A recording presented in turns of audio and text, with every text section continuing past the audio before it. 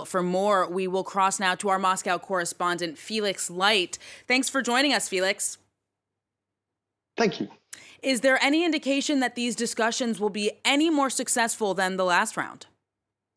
Well, I think it's hard to say to tease out any specific sort of substantive difference from any number of rounds of talks we've seen between the US and Russia in recent weeks.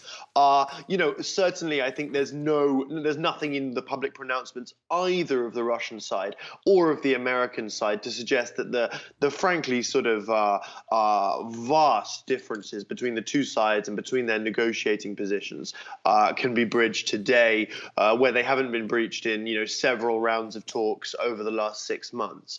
Now, that being said, I think certainly the sensible money, as it were, would be on a failure to sort of break through again.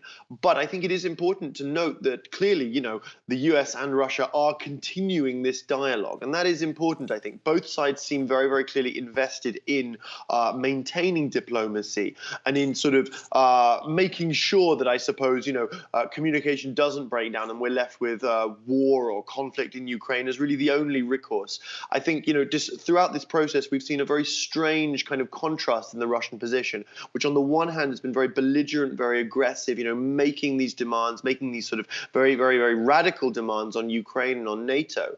But at the same time, they've been incredibly keen to keep diplomatic channels open. And I think how this contradiction, this paradox plays out will be really key, I think, to how this crisis unfolds going forward.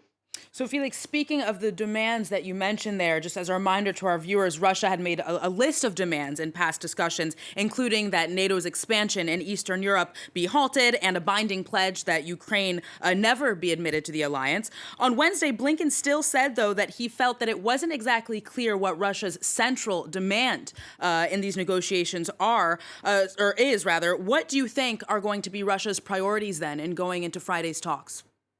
Well, I think Blinken's words reflect a general consensus, which is that the demands that Russia put out in sort of ultimatum form last month were simply quite outlandish and were never realistically going to be satisfied by the US or by NATO. We're not simply talking about ruling out NATO membership for Ukraine, although that is one demand. We're also talking about things like, withdrawing the alliance's military capabilities to its 1997 border. So effectively leaving the entirety of Eastern Europe, post-communist Eastern Europe, entirely undefended by NATO.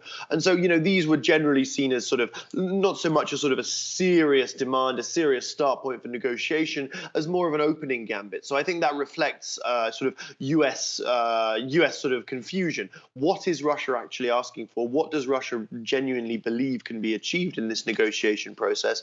And what will Russia actually settle for? Because all of these questions seem very, very unclear at the moment.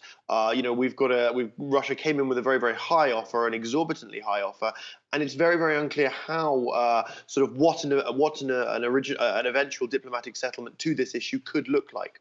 All right, Felix, sounds like there may be some surprises to come after Friday's discussions. We'll be following that as it evolves. Thank you, Felix Light in Moscow.